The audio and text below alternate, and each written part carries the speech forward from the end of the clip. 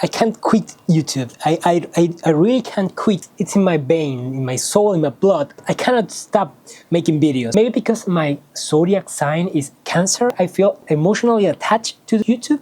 Maybe that's why I can't quit. I'm sorry, I cannot quit. But here we are not talking about what I feel about my channel. We are here to discuss about languages and a lot of things related to that. So we're gonna start right now. I think I'm gonna put a light because sun is getting over. I don't know, I think it's probably going to get a better quality to this video. Give me a sec. I think that's much better. Regardless that maybe I'm not going to have any feedback at all, it makes me feel happier to believe that there's somebody else behind the screen, beside myself and my mirror. So, hello, how are you? How are you, everybody? Thank you for coming to my channel. We are here to discuss about languages. I'm speaking in my second tongue because I have two tongues. I'm a monster. 开玩笑。I'm trying to prove myself that I have something to say that is related to acting, creating characters, and speaking different languages. I have some sort of idea. It's not really straightforward. I believe that it's a good idea to make this video in English because it's easier to show that I'm using a character of myself. I use this a lot, but not too often, so I want to make it go out again because I used to speak English a lot because now I'm studying Chinese and I have something in my heart that makes me wanna explain things in Chinese or maybe keep on training. So I'm like waking up an old character of myself that is no longer very much alive. So sometimes I used to have like thoughts every day in English, and now I have like new methodology to study, and I feel more in touch with Chinese right now. But this is the first language I ever studied besides my mother tongue. I speak English since I was in primary school, but when I was in high school, I improved a lot. I also went to the United States. To make long story short, I think I've been expressing myself in English for more or less 15 years until now.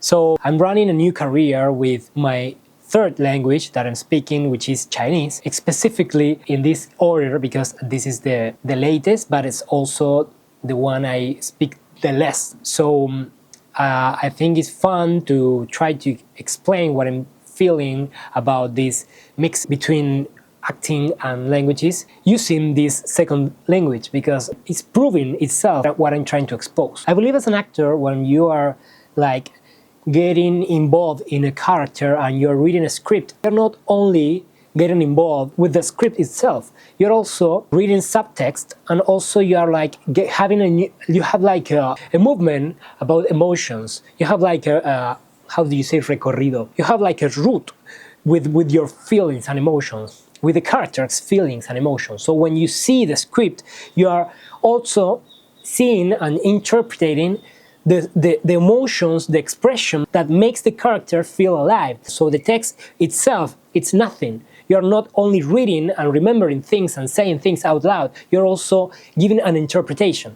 I believe that you can like mix these kind of things in order to get in a deeper level studying languages. For example, you know perfectly the pronunciation, the tones, the tempo, the mood, the timing, the way to speak, the way to listen, write, and read. After that, you can reach a more profound level, which is give to the other person what you want them to receive. For example, I want you to understand my point of the way I see this conjunction. So I'm trying to put my soul in order to make you realize, make you understand, to transmit my idea to you. We are still talking about communication. For example, if you're not an actor, but you're also realizing that you are very good at speaking languages, but maybe you are a little bit shy, or you don't know how to express yourself when you are in front of a different person, you might use this kind of advice to put it all together, to mix it up all together. There's something that I've been like struggling with, which is when you are an actor and you study acting career, the process makes you feel that you cannot act per se. You're not acting, you are like showing yourself and using your own impulse and emotions. It depends on the circumstance. You can use different you have different routes, and it depends on the other person, the way you act. So as an actor, you cannot reach to that kind of work if you don't know your text. If you don't already know your text, the other part would make no sense. It's like our basis to know our script is our basis to know your part. So when you study, for example, I'm studying Chinese, I feel that sometimes if I can get to this level, to this kind of emotionally involved in the situation, I can maybe not use a lot of vocabulary or maybe some really advanced phrases or change you like these phrasal idioms. If you can get in this kind of emotional investment in this kind of situation, you can use what you know, but you can get really involved. For example, if you're an actor, if you enjoy acting in different languages, maybe you can use just a phrase to practice these kind of things. For example, I'm studying Chinese, and maybe if I use like this expression, 我在这里, I'm right here, I'm here. But you can use this, maybe you're like a mom telling this to your child, and you're saying, I'm right here, darling, I'm right here. And you can say this, hey, I'm right here, hey, I'm right here. And you have a lot of things to do, but if you want to reach to a higher level in this kind of communicating skills, I believe that as an actor, you can mix this together.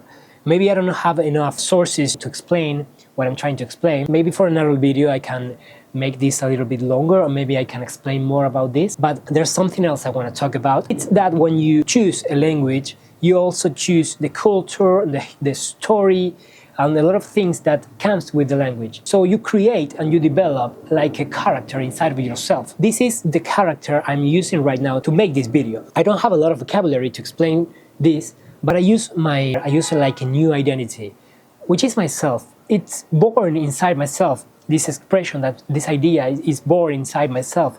But the method I use to explain is using a different language, because I think that in every language that I speak, I have like a new identity. I own those identities. They are all myself. I'm like in the middle of this. I'm like in the middle. I believe that it's an identity which is outside of me, but it's also inside of me. I don't know if you are getting anything of this. It feels like it's a character, but it's based on you, this character. When you study a language, for example, Chinese, I have like a different personality. As a Chinese learner, I think that I have like more things related to be more respectful, to be more polite, maybe to have more manners. When I speak in English, the character that I create, it's more like a party guy, the funny guy, a simple person who is like enjoying life, not thinking about much about responsibilities. It's like this kind of character. I'm not saying that it's good or bad. I'm just the one I created. Maybe because I learned this language, seeing actors, comedy actors, Hollywood actors, they all were speaking in English, and I like absorbed those kind of manners and skills. So I believe that when you study a language, you can see other people, and maybe you can absorb those kind of things. They are all inside of you. You are a mix between yourself and the one you've been seeing a lot. I'm also worried about when you stop being yourself and you're only copying someone else, because for languages, it's really useful to copy. For example, you use this method called shadowing. You speak in like 1 second after you read. You read and listen at the same time you say it out loud. It's really useful, but maybe just for the languages, because for this character that you create in yourself, you need to use your own word. You really mustn't lose your own voice. This is my point of view related to this topic. So let me know if you're interested about this, or maybe it's something that makes no sense to anybody, but I think there is something in between. You copy other people in order to use the structure and a good method to learn the language, but also you need to be yourself and use your own expressions and maybe link it up together and use both things to create your own voice in this new language. If you think at least this is something interesting to talk about, let me know in the comments and I give you my reply and we continue this. And also I will invite new people to discuss this topic. That's all for today. I hope you enjoy. Please click the link to subscribe to my channel and like this video, and I don't know, maybe see you next time. What do you think about it? Bye bye.